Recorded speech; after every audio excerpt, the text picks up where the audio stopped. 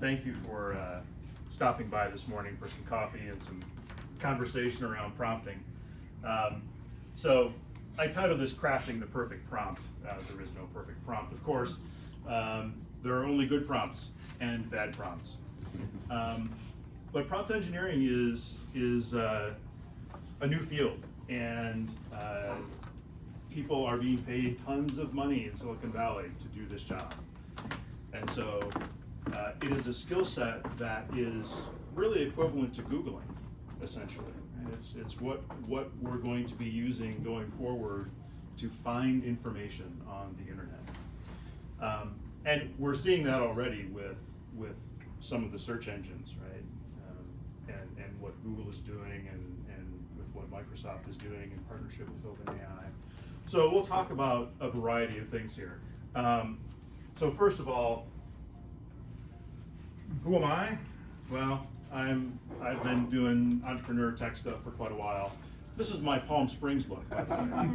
Now, is that the real Andy, or is that the chat or the Midjourney generated Andy? No, that's the real thing. That is the real deal right there. But I've done tech stuff for a long time, known Craig for a long time. We worked on some stuff together. And right now my company is Net Nerd Ventures, so I basically work with a variety of organizations to help them get to the next level, whatever that is related to technology. So, my experience with AI is, I dabble here and there. I enjoy playing with AI. It changes all the time, every day. There's something new. And so when I was putting this presentation together, I thought, well, what can AI do for me related to this? Can I just say, create this presentation? Well, kind of. You can do that kind of thing. We'll get into that. So there are a lot of chatbots out there that you can use related to playing with AI, specifically in the chatbot format. And ChatGPT is, the OG. But things like Bing, which is tied to ChatGPT in terms of similar technology related to OpenAI, but adds some new capabilities. Claude is an interesting one. If you haven't played with that, Claude is also does some interesting things. We'll talk more about that. And of course, what Google is doing with Bard. Those are just 4 of many that are coming out. And what you'll see is every major application is starting to build a chatbot into the functionality of that application. And so today, we can go to these websites and we can ask questions and we can get information. And more, that's just going to be part of our applications. Microsoft's building chat capability into all of its products, where you'll be able to do these things directly within Word and Excel and so forth. And of course, this is just the chatbot side of it. We'll talk a little bit about later in the presentation about Midjourney and generative art AI and some of the other types of artificial intelligence that are out there in that world. So all of these are based on what are called large language models, LLMs. And there are new ones that are constantly being developed. And essentially, these large language models are built to provide information in a variety of different ways. So there are some that are very specialized. So if we look at models related to software development, as an example, that are very specific to coding, right? You have industry specific models of that nature. You have these large models that we're using in ChatGPT or Claude or what have you, that kind of span a wide variety of data inputs. And the models vary, right? Some of them are bigger, some of them are a little bit smaller. The data that they're using, again, some might be very specific, some might be more general. If you look at what's happening in with the kind of these generic ones, with ChatGPT as an example, or with Bard, Google has a great data set already, right? They've got a ton of data that they can use to train these models. And so they're leveraging that. There are some big companies that have access to a lot of data that haven't announced anything yet. I think about Apple as an example, right? Apple's got a ton of access to data, and we know they're working on it, but there's no product available yet. Give it a year or two, and there will be something there. There's question marks sometimes around the ethical side of AI, and this is a conversation that Amanda and I were having earlier about.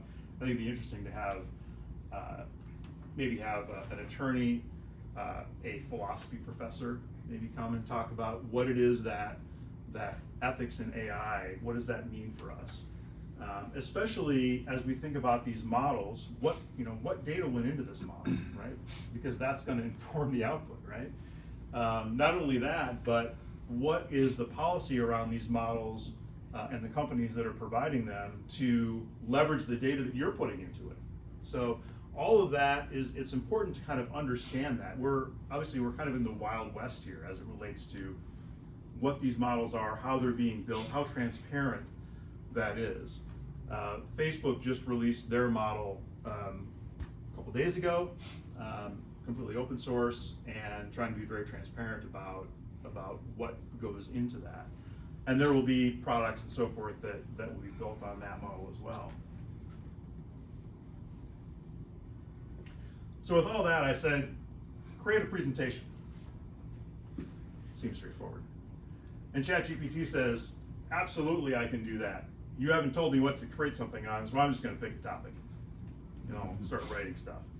And it picked the evolution of technology over the past 3 decades. I don't know if that was because I used it and then you kind of knew who I was and what I was interested in, but that's what it started with. And I said, well, that's interesting, but it's not really what I want. So when we create these prompts, there's a few things that go into a good prompt. Just saying create a presentation isn't really going to do it. So the best structure for a prompt is kind of these 5 different elements. So first, creating context. And a lot of times you'll see that in prompts around you are, right? So you are a software engineer. You are a marketing professional. You are whatever the role is that you want this chatbot to perform. So you're setting some context for it. And the more that you provide, the better the information is going to be that comes out of it, ultimately. So you can provide lots of input to these chatbots, right? It doesn't have to be a single word or a single line. It can be paragraphs to set a context. Well, then once you define the context, then you want to set the task. So, okay, what is it that you're asking it to do? And again, being very specific around that set of activities. And it could be multiple tasks as part of a single prompt, or you could have a conversation where you're asking it to do one thing, and then based on the context of the prompt, it can go and you're asking it to do something else. Then you might add instructions. I want you to do X, Y, and Z to accomplish this task. And then clarifying at the end of it, hey, do you understand what I'm asking you? And have it come back and say, repeat basically back what you're asking it. And then continuously refining it. So prompting tends to be a very iterative process. And it's something that typically when people are starting out, it's a very simplistic, set of phrases or a few words or a simple question. And over time, you continue to refine that to get the answer, a better and better answer. The thing you have to be aware of course, with any of this is what the answer is something that you have to really discern, right? Is this a valid answer? Does this address what I'm asking? And especially if you're asking something that can be, subjective as opposed to objective, is it, where is it coming up with these sources, right? How do I know what this information is that it's sending back to me is accurate, that it's valid? Some of that goes back to the model in terms of how that model was built and the data sources that come out of that model. But those are all things to consider when we're talking about good prompting. Now again, every prompt isn't necessarily going to be like this, right? You can ask it very simple questions and get basic answers back, and that's fine. You don't have to set all of this information. But when you're doing more complicated tasks, creating this kind of structure is very helpful. All right, so here's what I went with next. So round 2 was, you're an expert in prompt engineering. Create a presentation slide that defines the top 5 best practices in prompt engineering, recommend appropriate imagery, and create speaker notes. The tone should be conversational. And it came back with something I'll show you in a second. And then I said, now generate the appropriate Visual Basic script to generate this within PowerPoint. So then I can take whatever it came back with, and I can plug it in. Now it's not a direct integration necessarily, right? I got to do some copying and pasting, and I got to know how to use macros and Visual Basic in PowerPoint. But you can see how you can start to tie some of these applications together. So the next thing it came back with were my slide with my content and some speaker notes. Great. And kind of looking at this and reading through it, yeah, that makes sense. Now, would I use the exact images that it recommended? Maybe, maybe not. But it helps kind of, again, set the tone for what I might do with it going forward. So I got a much better response. Now, I could have said, instead of just a single slide, I could have enhanced my prompt to ask for 5 slides or 10 slides and be specific about what I want each slide to contain, and have it come back again and again with information. And then I could interact with it and ask it to change or modify about a specific slide. Change the topic on this slide to something else, and so forth, and be very iterative about it.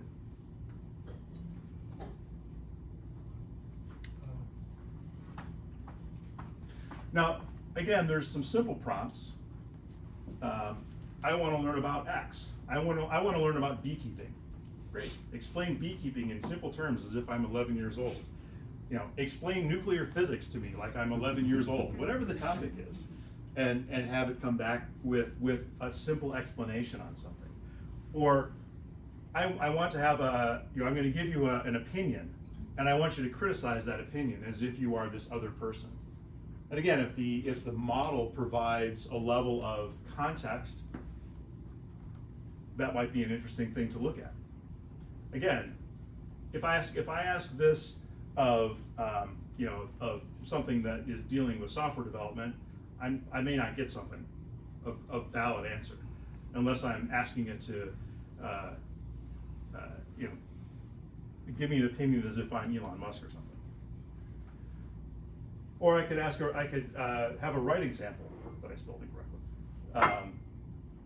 Or if I want the output to be similar to my own style, I can provide a writing sample and say, now, based on this sample, use the same conversational tone and the way that this is written to come back with a response. And of course, all of those things can be, I could use this writing sample one in the context of my slide, right? Maybe in the context of my speaker notes. Here's a sample of how I would speak. Now, when you come back with speaker notes, put it in my tone, put it in my voice. So you can be very simplistic with these prompts as well. And you'll notice here that I'm not setting context necessarily. I'm not going through a very sophisticated set of prompts here, because I'm just asking simple questions, which is fine too. So here are some other examples of the kinds of things that you can do, right? A lot of people, when you're dealing with a chatbot, you have a very specific goal in mind, right? Maybe you're using it for marketing purposes, where you're saying, I need social media posts generated for me, that kind of thing. Or maybe I'm doing research in a particular industry, or I'm doing customer research because I want to find out a little bit more about what this particular vertical or a particular customer might might do for me, or how they might use my product. And so those are very typical kinds of business-related activities that you can use these prompts for. But obviously, research and things like literary analysis and troubleshooting, all of these things are standard ways of using prompts. And again, it's not something that requires a tremendous amount of sophistication, but you have to kind of be able to think about how these chatbots are going to respond to you, and be able to craft these prompts in a way and iterate through them to get what you want. So here's a more complicated prompt, and this is around social media posts for a t-shirt business. Right? So you're an AI, you can generate engaging and effective social media posts for different platforms. And you're promoting a new t-shirt business, write 3 posts that are suitable for Facebook, Twitter, and Instagram respectively. They should include the following information, name, selling proposition, special offers or discounts, call to actions, hashtags that are related. Here's some instructions, use a friendly tone, use emojis, use keywords and phrases and slogans that capture the attention, so forth. So you can be very detailed with these.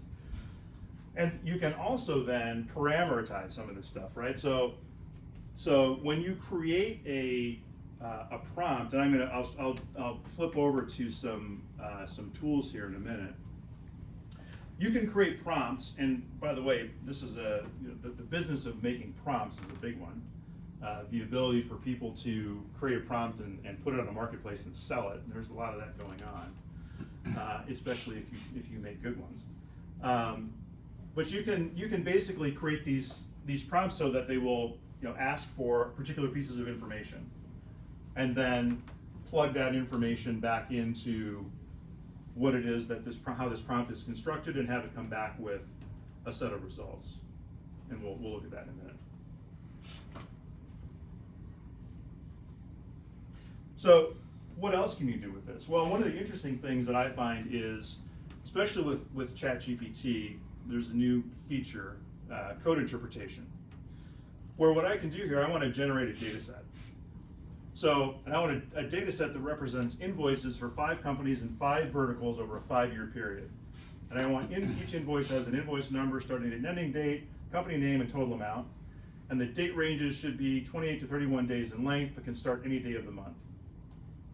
And so what I want to do is I want to validate a development process that is looking for gaps in invoices. So I'm going to create a data set first that has some gaps in it.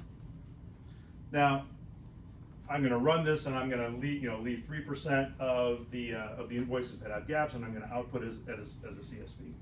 So I can download that, right? I can run that within ChatGPT, and it's going to generate a data set for me that I can then work with.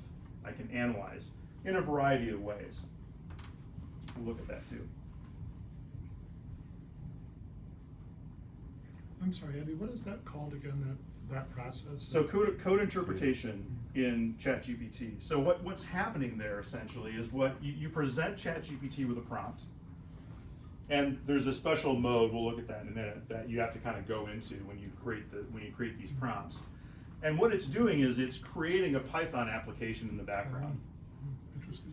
And based upon whatever your prompt is, and then it's going to execute that application and give you some output to it. Now, that's a little bit different from if you're in kind of regular ChatGPT mode and you're doing software development. You could say, write a Python application that does X, and you'll see the code. Now, in code interpretation, you can see the code as well, but it's actually going to run it for you, as opposed to just saying, here's a function that does, that generates a bunch of data for you. But we'll take a look at that too.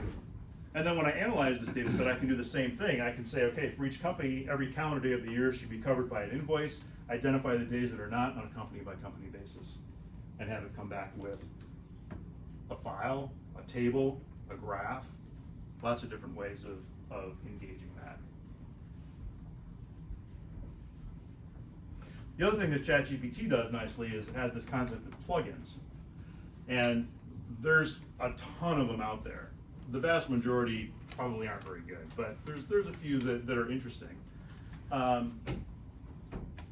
This one is, so what I did here is I used two different plugins would be applied in this particular prompt.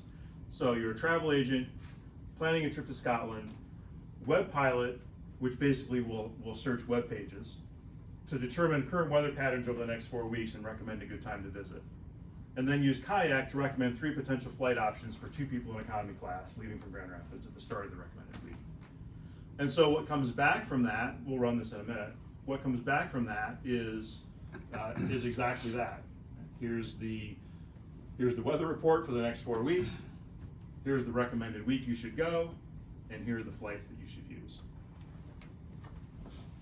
So there's some interesting things now we're seeing with integration, with these tools kind of connecting together in different ways.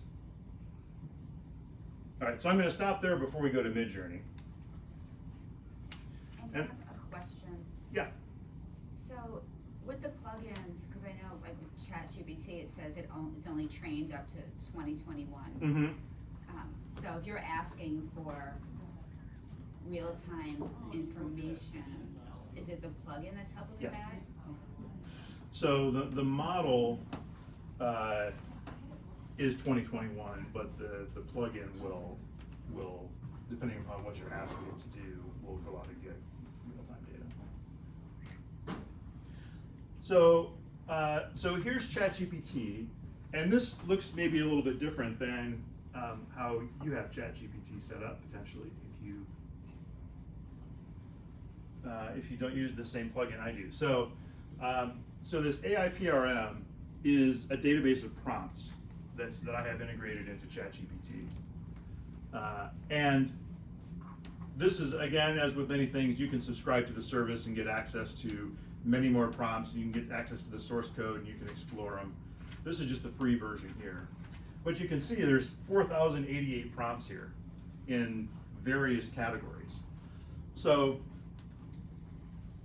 if you're looking for ways of getting information and leveraging some of these chatbots without necessarily having to go out and figure out all the prompts, there are tools like this. Not only this, and this is just a Chrome plugin that does this, but there's also other prompt generators that can be used to craft prompts.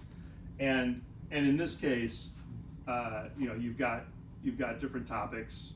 So depending upon what it is that I want to do and what my activities are and so forth,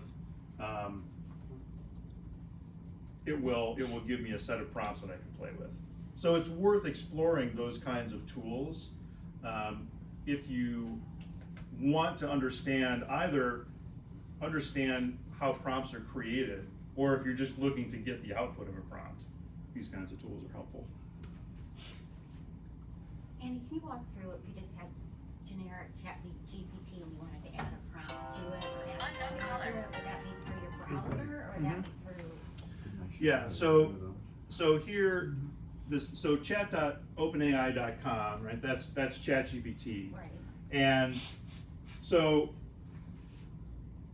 at the very top here, this is standard GPT interface here. So first of all, you're picking whether you're using GPT 3.5 or GPT 4. Now GPT 4 requires a subscription. So this is $20 a month to get the latest and greatest, which is what we have here. And under GPT 4, you have the options for either using the code interpreter that I mentioned earlier to write code, or to use plugins. Now with plugins, so you get this little pop-up here at the top with different plugins, and you can have 3 active at any one time for a given chat. So every chat that you create can have 3 different plugins on it, up to 3. And in this list, I can go to the plugin store. And in the plugin store you can see there's, if I go to the all tab here, You know, so there's 104 pages of plugins. Again, the vast majority are, you know, might be interesting, and they're probably going to do something very specific. But if you look at the popular ones, they're pretty standard. Yeah. That's where you would add like WebPilot or. Yeah. Yeah. Yeah. So you can go in here and you can add WebPilot or Kayak, like I was doing previously in that example. So in this, we'll run some stuff here. So what I have selected right now, so I have Kayak selected, I have Show Me Diagram selected, which I'm not using in the example prompt that we'll show, and I have WebPilot. Okay, so if I go back to my I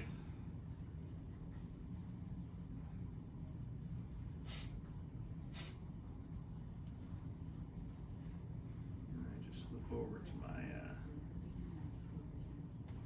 prompt here, and I paste this in. Let's see what it does. Can you confirm, is that just for GPT-4 for these plugins, or can we get that with 3.5 as well? It worked. Do that? Okay. Okay. So this will take a few minutes to kind of run and do its thing as it's going out and polling the weather and then going to Kayak and all that stuff. So these take a little bit of time, but they can provide some interesting information for sure.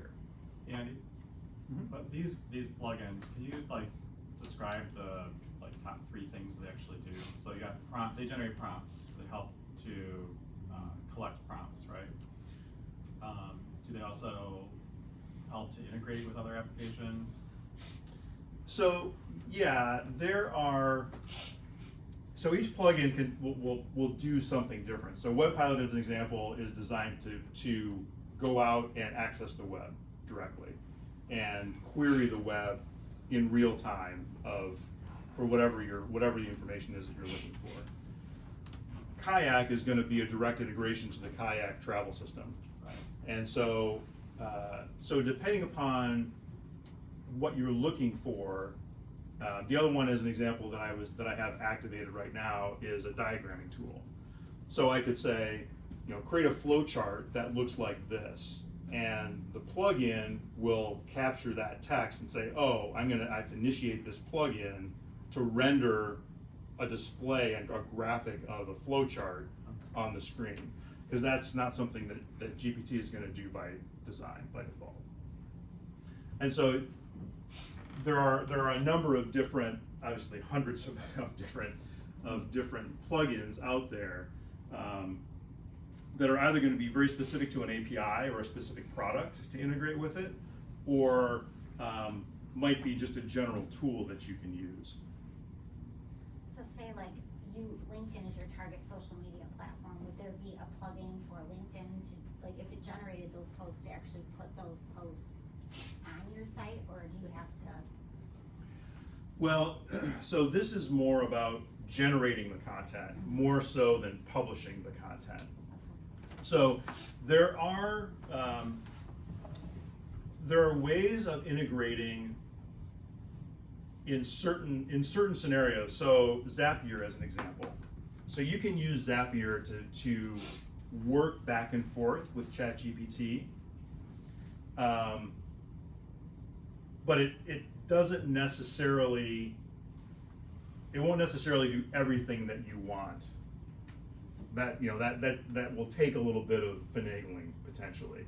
Most often right now what we're seeing is you're getting output from one of these chatbots, and then you're copying and pasting that, or you're asking it to generate, you know, a spreadsheet or a CSV or some, you know, some document that then you can take and maybe then you're uploading that or importing that into a social media publishing tool to actually create the posts. Hey, Andy, what's the thinking in the industry? Is it that these organizations are offering sort of premium prompts right now, but they'll monetize them down the road with premium access, or why? I'm looking at that list of all those different organizations, and some of them, like, why aren't you monetizing that right now? I think part of it is they're trying to figure it out. Yeah. Right. It's so new, and there's there are some plugins and organizations where it makes sense, where it's like, oh yeah, it's obvious that you would have an integration here to be able to take, either use the data that you have from your organization to create a prompt, or potentially to be able to receive prompt data and do something with it. And I think they're just trying to figure it out right now. Okay, so our prompt is done here. So let's scroll back up.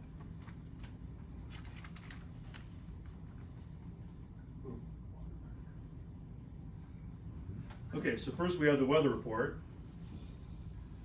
And it basically is saying the weather in the next 4 weeks seems suitable. So there's not a particular issue with weather, other than it says, hey, if you prefer slightly warmer temperatures, the week of August 10th to the 16th might be the best choice. So based on that, then it's searching for flight options leaving August 10th and providing that back to me with basic information. And then I've got a link back if I want to book it.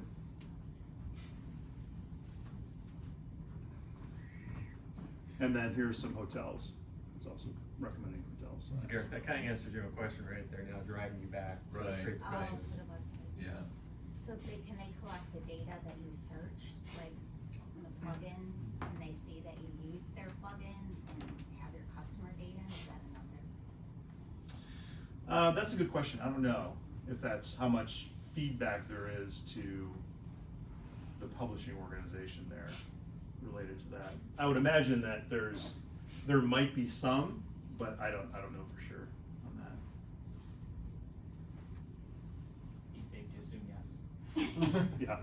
Yeah. It's pretty limited actually, because the API, you can write your own plugin. It's Yeah, not you can write them.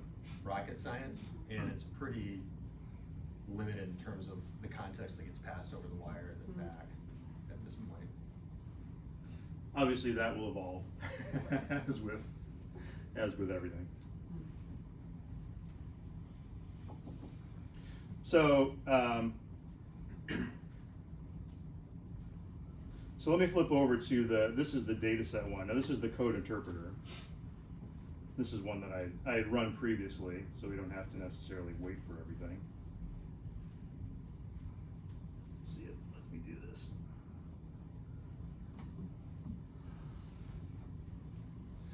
So here was my prompt, and again,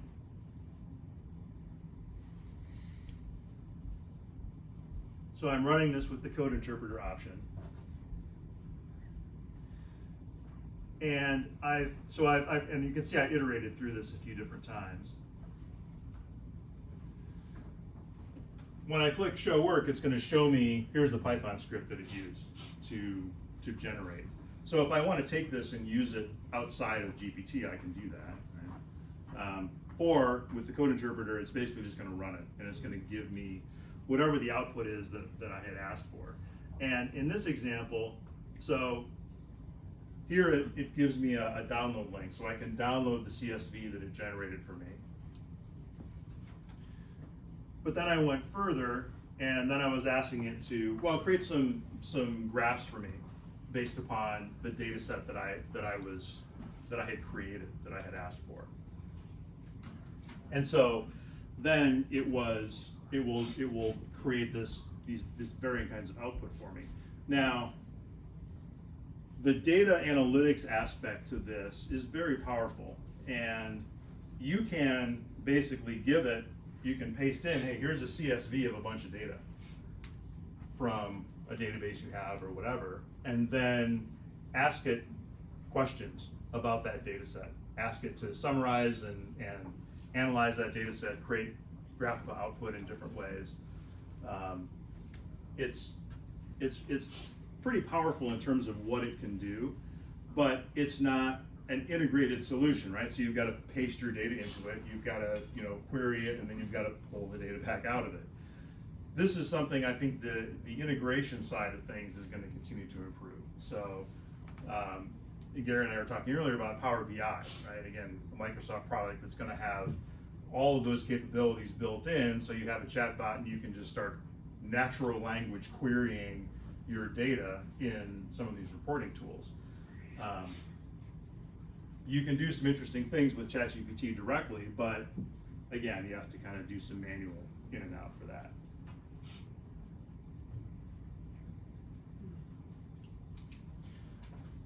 All right, questions so far? I know we've been asking questions along the way, but anything else? So, you know, a couple of your things were more broad-based.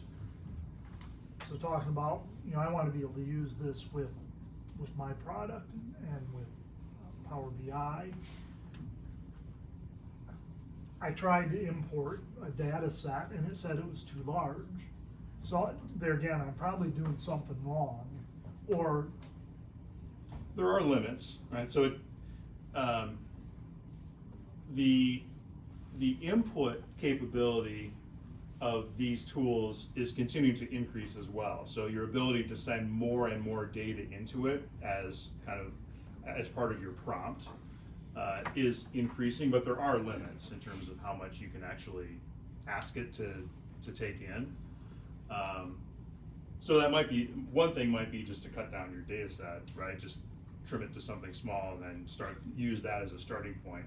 To get your prompt at the point where you want it, and then increase your data set against that prompt. But there are limits to it. so to that end as well, so what I'm doing, I think the code, the DAX code, there's some Python in there too, is sort of a mess. Is ChatGPT or something else able to look at all that code and say, wow, you were smoking something, this needs to be changed Sure. around, and will it do that? Absolutely, yeah. Yeah, that's, in the software development world, that is a very standard set of things to do. Both to help you generate code, so you can give it a problem and say, create a script, create code, create a function that, you know, that does this, you know, that executes or creates this solution. You can also give it existing code and you can say, you know, refactor this code, make this code better. That's another thing you can do. You can also just say, here's some code that I might not be familiar with, tell me what this does. And have it come back with a human explanation of you know, what this code is supposed to be doing. And so it's very helpful in writing software, for sure. I use that all the time to basically save a ton of time. You can create a lot of boilerplate code as a starting point, and then throw it into your IDE and start working on it, and it makes a big difference. Yeah, I have a question about that. First, I want to say though that Power BI already does that with DAX. It's integrated now, so you can give it a prompt within Power BI, and it will create DAX based on whatever you're asking for, which I found very helpful because I agree DAX is funky. Yeah. But so I did a prompt recently. I had a vendor build some code for us, and it seemed like there was something wrong with it. So I analyzed it with the AI model, and I just asked the AI, I said, here's my code. Can you find where the bug is, right? And it found it, and it fixed it. But we rolled the code out, and in testing found that it didn't really accomplish what we wanted to accomplish anyways, right? There's a gap in the logical sequence of it. So with what you're showing here in these more complex prompts, it's making me think, well, how could I have asked the question of that model the first time to have found that problem? And perhaps the answer is that I should have given it more context about what we were trying to have it do. Mm-hmm. What kind of tips do you have in terms of like having it be smarter about analyzing code? So I think part of it is what chatbot are you using? So that's part of it. There are some that are going to be better. So what I found is Claude does a pretty good job with code analysis. If you're looking at the generic ones, ChatGPT is okay as well. Those two seem to be pretty good. Yeah. But if you're using something like Copilot, right? So that's what, you know, with GitHub and Microsoft and so forth, that is a very code specific kind of model, that's gonna give you even better results when you're creating code to use a model that's designed for that task, right? Okay. So that's one thing. I think, to your point that, creating a more robust description of, not only the context, but what it is you're trying to solve or look for is good. The vast majority of these tools now, they know some pretty obscure languages and some pretty obscure syntax now. So you can tell it,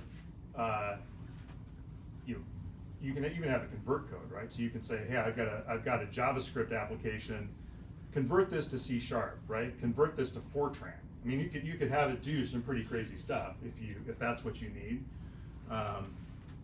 But I think it is about being more specific with your instructions ultimately. Yeah. Maybe just to add to that a little bit, because we use it quite heavily for writing code. Right. We've actually seen, it's anecdotal, but 15 to 50% productivity boost, Yeah. which is awesome. But maybe just to take a step back, what it's essentially doing is just predicting the next token. So it's basically a one shot through that. So all that text that Andy did a great job explaining, it just did sequentially. Right. And there's some interesting side effects of that. One is it can be total BS, either English or code. One of the advantages we have on the software side is we have to run our code through an interpreter or a compiler. So we're catching those errors much more quickly. Yeah. As a counterexample, there was a lawyer who recently got fired because he used precedent that was totally made up. Didn't research it, just dropped it in, and the judge is like, I've never heard of that, looked it up, it didn't exist. Yeah. So definitely double check your Yikes. work. And what's interesting about that though is, so you can actually feed the input or the output back into the prompt and say, analyze what you just gave me. And I found that to be a really useful feedback loop, because essentially that goes back into context and it's looking at what it just created with fresh eyes, so to speak. And that can be a really useful mechanism to catch errors. Yeah, so maybe like in the code development, if it's a simple script, you could ask it, after it's done what it's supposed to do, you could perhaps just say, tell me what this does, right? Mhm. And then if it describes something different, then you might want to take a look at it. Yeah. In very complex business logic, it isn't gonna give you very well. Right. Yeah, I think the 4.0 model actually does a pretty good job with larger blocks of text, and Copilot does much better with at the function level, class level, which is a little nerdy, but Yeah. I'm not worried about my job, let me put it that way. Yeah, right, it's kind of fun, isn't it? Yeah. So, what would, if I wanted to take like a research study, say from like PubMed or something, just put the link in and get a summary of that, what is the best chatbot or? So, plugin? good question. With ChatGPT, you can't just say upload a file to it yet. But with Claude, you can. So what I've done is, if you go to Claude AI, which I have a link to here. Right, so I can upload a file here, and so let's say I have this patent.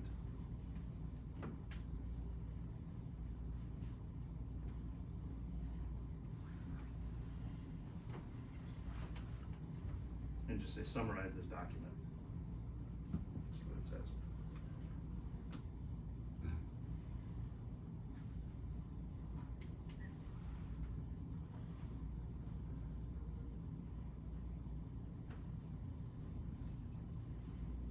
So it tries to summarize some basic information on it.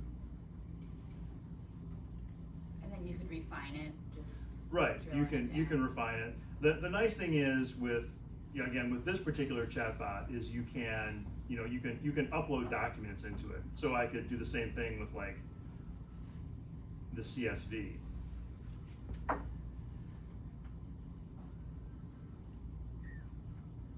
Let's get something simple like how.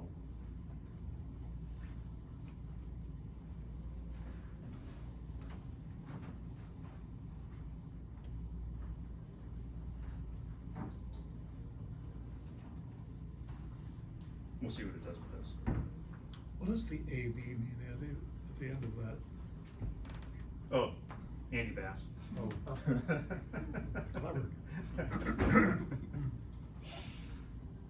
So this did something similar, right? So it said basically here's a Python script that figures out how many invoices or how many lines are in this file, and then it ran it. Another question that keeps coming up, Andy, is ChatGPT getting dumber? And there was a study done from March to June, and they ran the same search in 2 places and found that it wasn't as good, particularly with mathematical formulas. Yeah, I've seen some of that, and Garrick and I were talking about that the other day too. There's where there is I've seen some of that as well, where it seems to be, I don't know about dumber necessarily, but Restricted. yeah, the responses are different than maybe they used to be, and I don't really know why that would be per se. I think they are certainly, they're refining the models, and so there's always new versions of things, but I don't know why it would necessarily be. One thing I said is, Significantly when they different. change one thing within the model, it breaks something else. It's kind of like software, when make a change over here, it breaks something else, and that's what it was trying to say, that maybe it's breaking something because they're changing this over here. I've noticed it's much better with large blocks of logic in math than it was probably 6 months ago. Interesting. Andy, just more of an observation, but I'd love to get your take on it. It seems like a few years ago, we were all saying that data has now become more valuable than oil in terms of the world commodity. And I think a lot of that was because all these organizations were building up their proprietary data lakes, and now it feels like it's all becoming open source with these plugins.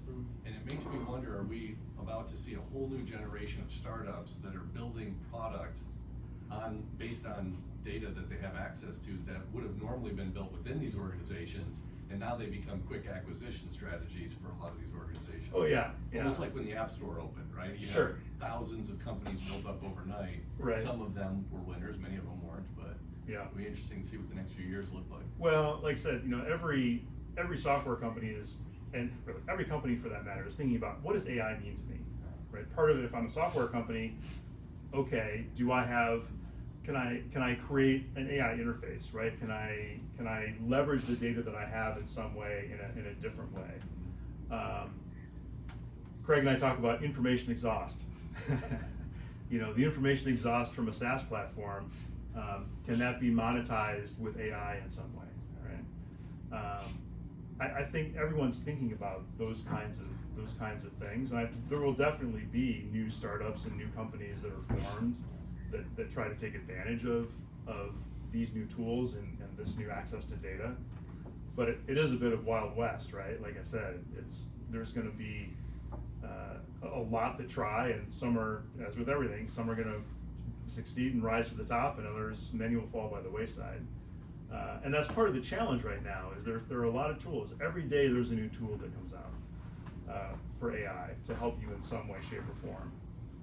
And they're all just brand new. They're new startups that are trying to make it in the AI world. And the question of, well, who do you use, right? Who's going to last? Who's going to be the winner? And you just don't know. Right? It's going to be, if you're an early adopter, like I said the other day, you have to be able to live in the gray, right? You have to live with uncertainty in some of these things, because you're going to choose a product or you're going to choose a solution that is not going to be there in a year or 6 months, and you have to. That's part of being an early adopter. That's part of trying to take advantage of some of these tools. But the idea being, though, that the efficiencies and the value that you're getting, even in that short amount of time with that company that might not make it, is going to far outweigh your investment in time to get another one. Yeah, Jennifer. So I'm a big fan of Adam Grant, who's cynical about AI, but they were trying to convince him if he uploaded his books to, I don't know what item, that it could actually speak like Adam Grant, and they actually did his voice as Mhm. well, where they were taking samples of his voice and uploading his podcast and having having it respond like him. Yep. So what tools were they using to upload an entire like book or series of books and then allow it to be an Adam Grant chop back? Yeah, so there are a number of AI voice tools out there. 11 Labs is really quite good.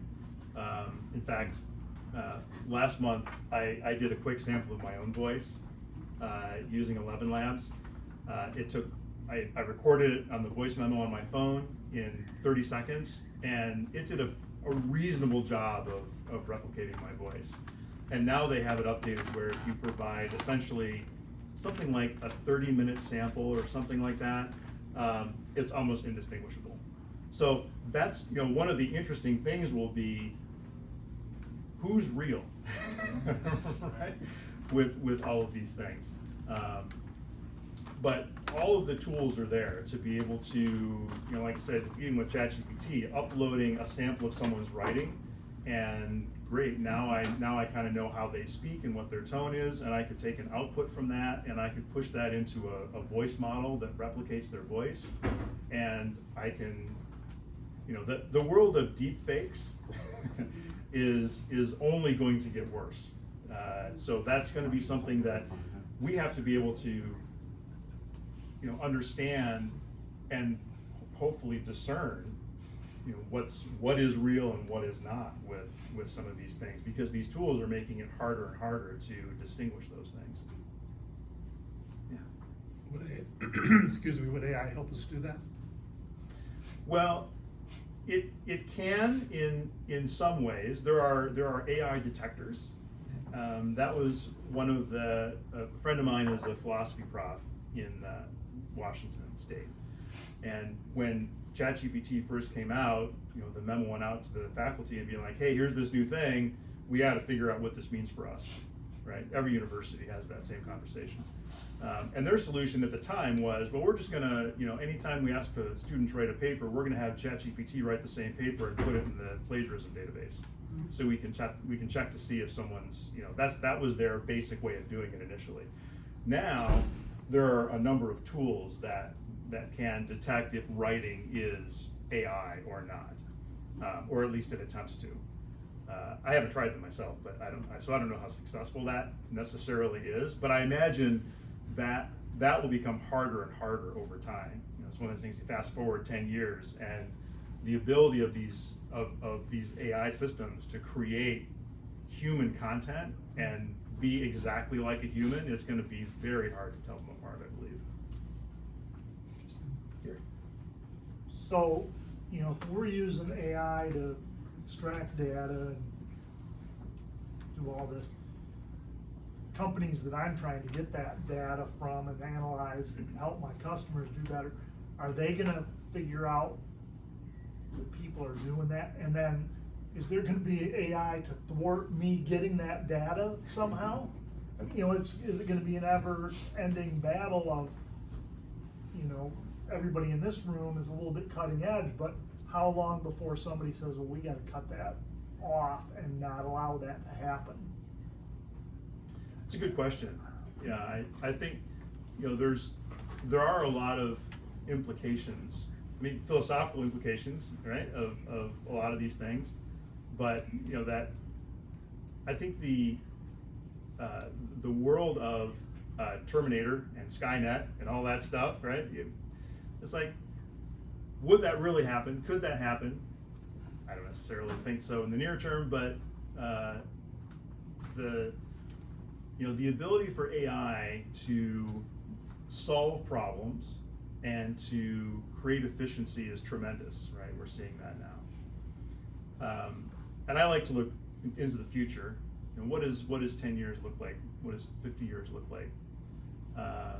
Where these tools are ubiquitous. Right? It's part of our everyday life. And it already is in many respects. We just don't necessarily know when we're dealing with AI and when we're not. I think about chatbots for technical support on websites, right? Hey, I can just chat. I think I'm chatting with a person to solve my problem with Xfinity or something. Well, likely I might be, but I might not be. And the potential for it not to be a person is going to be greater and greater and greater. in the next few years. And there are very specific software solutions that are designed for customer support AI bots that will be indistinguishable from a real person. Yeah. Yeah, so just thinking about like what things look like in 10 years, right? One thing that the company that I work for is really interested in just being a somewhat private company. And it makes me wonder what a company like that, like what kind of policies they might end up needing to create in terms of how people within the organization are permitted to use AI, and what kinds of concerns may come up over time. Has there been a lot of study on this, or is there any precedent and like policies to prevent people from using AI, or to prescribe this is our policy for using AI? Say Sure. this, don't say that. Especially with companies that have proprietary data. Right. Right. So think about, and this is a lot we talked about software. You know, a lot of companies are forbidding, software companies are forbidding access or posting code into these chatbots for just that reason, because it's like, okay, you know, where is this going? And do they have a data usage policy that makes sense or not? And is it, you know, are they gonna adhere to it? You know, all of those things, but those kinds of policies are being put in place today for many organizations. And I think that again, it's the legal aspects of some of these things I think is pretty interesting, and I think having an attorney come and talk about, you know, what does AI mean from a legal perspective, I think would be an interesting topic at some point for us to have someone come in as well. But that's definitely happening today. Maybe just to add to that too, like we call them large language models, so right now we access them primarily through an interface like this. A lot of the medium sized ones even, you can run on your laptop. So what's interesting about OpenAI as a business is there's not a good moat around what they're doing, because it's pretty easy to replicate that. And if you think and you project out where Apple's going with their hardware, we're probably 2 or 3 generations away from having your iPhone running one of these new. So then it kind of mitigates some of the privacy or security things you're talking about. So if I can run chat or a Copilot and write code locally and not have to go out to the web, like that just changes the model. Yeah, right. Yeah, that would certainly solve a lot of the issues.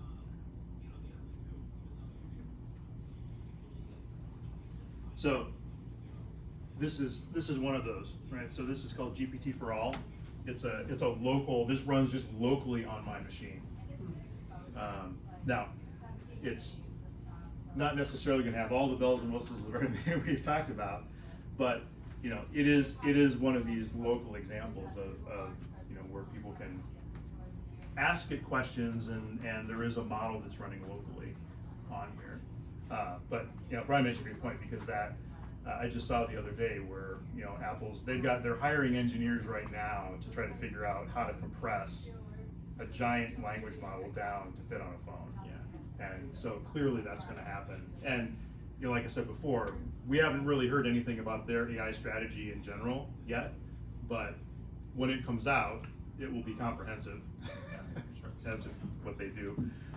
And yeah, there will be some interesting things that I think will be enabled from that. Yeah.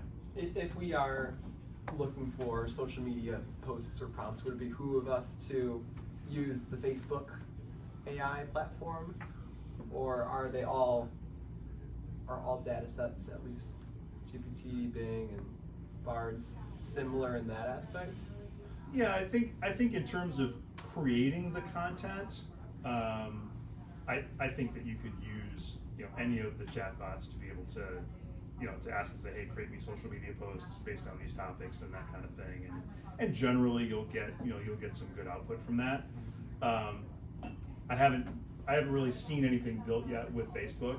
I don't know, Brian, have you seen any of that stuff yet? Not directly yet. I mean, their Llama model, which is their version of this, is very capable, but if there's nothing specific about, I mean, that's just out of Meta's research group. That's not tied to Facebook directly. Yeah. I think it'd be interesting to see once there is, maybe an interface to it that is easily accessible, that you can play with it and kind of and do comparison. That's what I find myself doing a lot is I'll be like, oh, okay, so I've got ChatGPT and I've got Claude and I've got Bard and I've got, there's a variety of, like, there's u.com, there's, the new Edge browser has, so Bing has it built in. So I'll try different prompts in these different chatbots and kind of compare what my results are, because they're using different models and they have different features. And so if you don't necessarily want to tie yourself just to one chatbot. I find it, at least for me, it's helpful to try to compare results across multiple, and you're going to find that some might be better for social media. You're getting better results from Bing than you are from GPT or whatever it might be, because just their model happens to be trained a little bit differently and produces better results in that sense.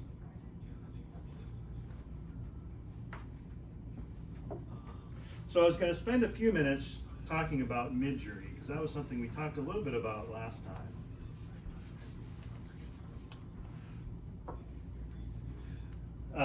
And not only Midjourney, but I mean, if you think about generative art AI, there's again, much as with GPT, there are many options out there for generating art, and these are great when you're doing presentations, when you need social media imagery or whatever it might be.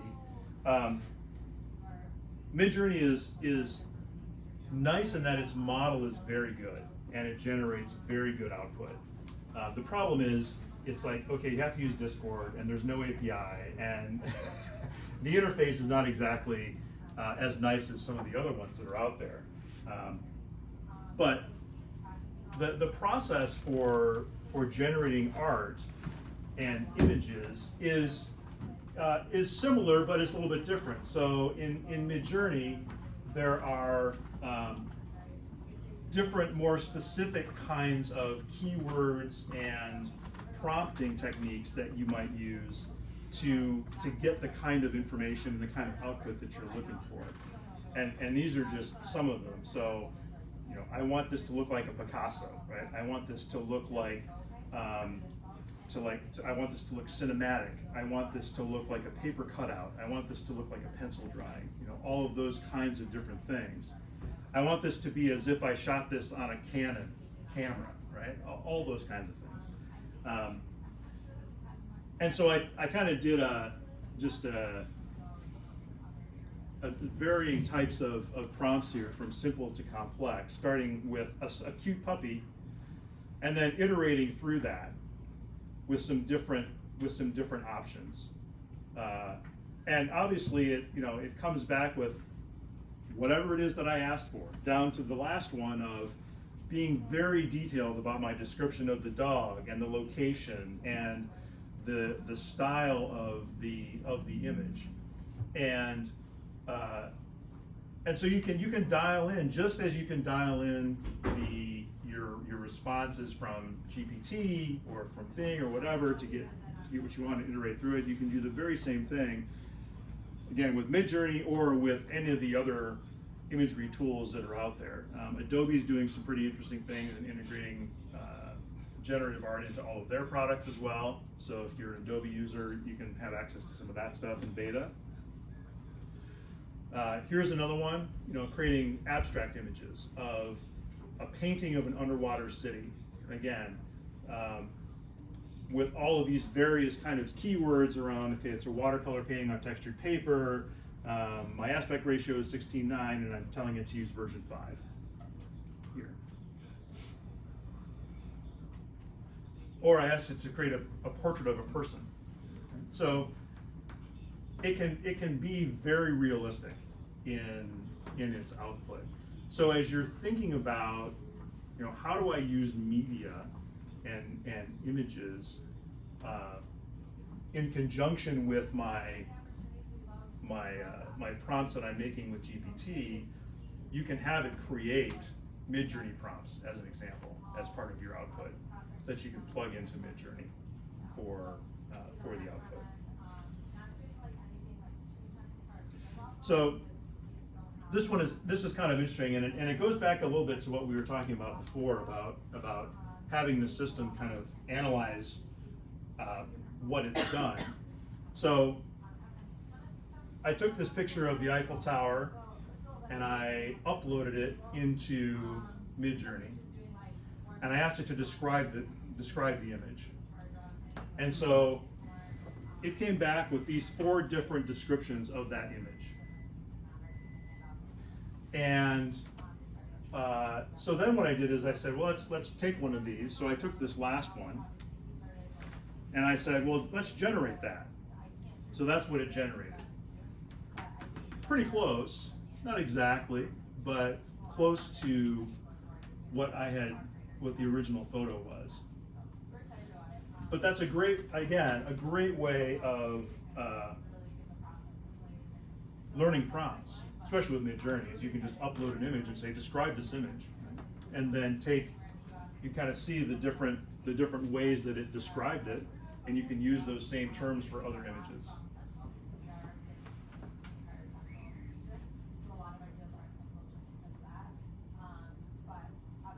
And with Midjourney, there's a ton of, as with all this stuff, there's tons of web pages, there's tons of articles.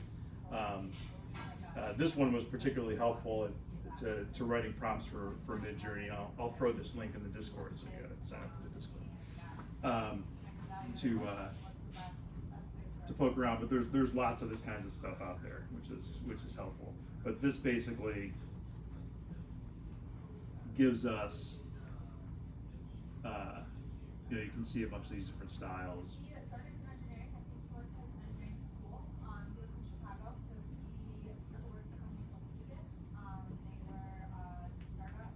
So again, you can kind of do a lot, and like I said, all of the products are tying this in too.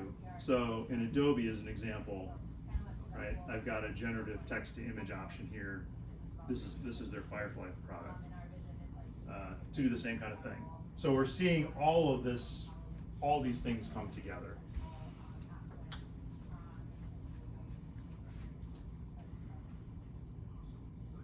Andy? Mm-hmm. I haven't used Midjourney much. Can you use it to also kind of do some sort of like Photoshop, where like Apple has a new phone, and they say, hey, this is a picture of our new phone, insert it into this photo, or is it all generative? So you can use images to influence other images. So you can basically upload an image and reference a URL in your prompt. It's not really a composition tool necessarily in the same way that you might use Photoshop. The tools that Adobe's coming out with are doing some interesting things in that world, right? So that ability to say, as an example here, this generative fill capability, where you can basically, I could say, I want to take an image of something. Well, this Eiffel Tower is an example.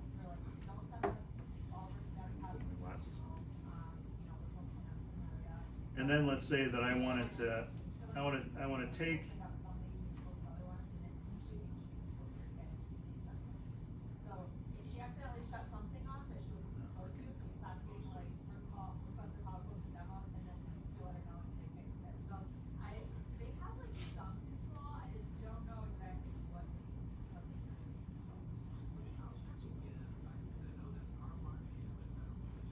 I want to remove the Eiffel Tower.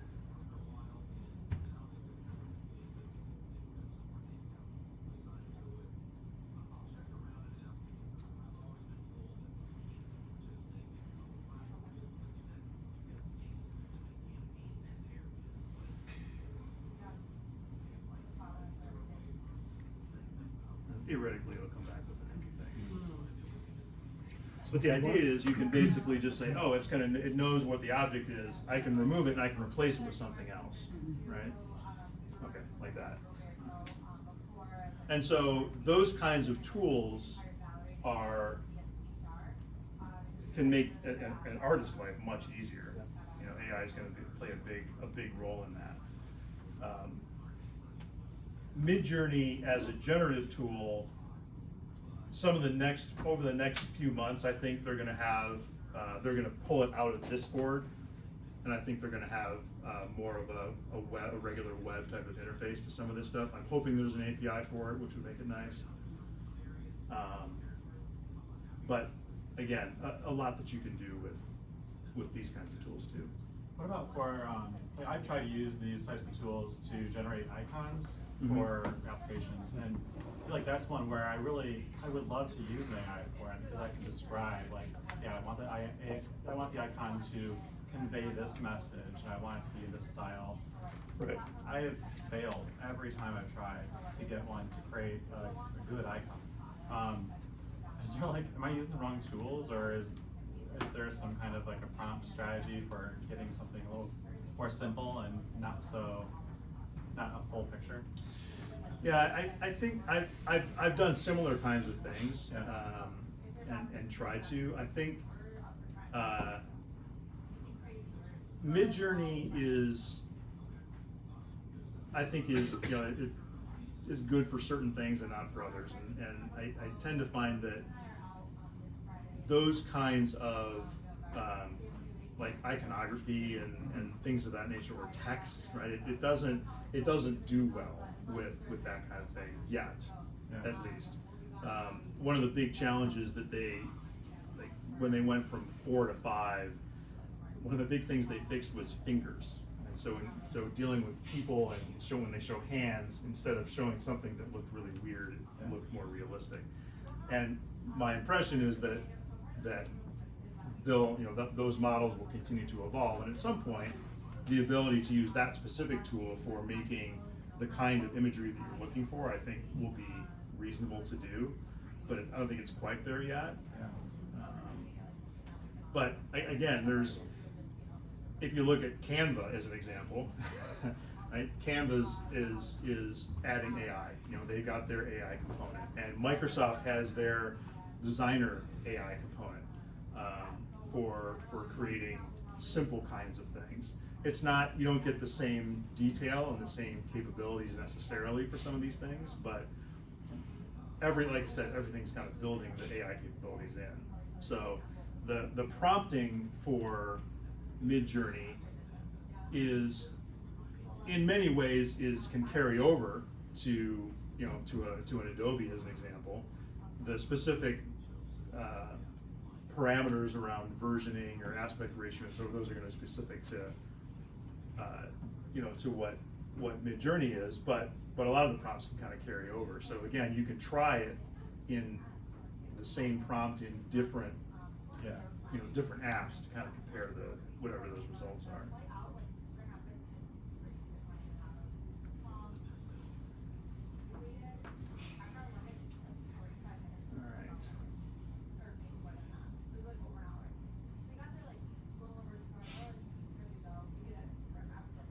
All right. So last thing is Discord. You have a QR code, so you don't have to snap this one. So the Discord we've set up to be a place where we can continue conversations offline and talk about AI stuff. There's an AI forum out there, but it's also something that we can use for other surge activities as well, is the idea. So feel free to join up there, and if you have questions or just want to talk about different aspects of AI within the group,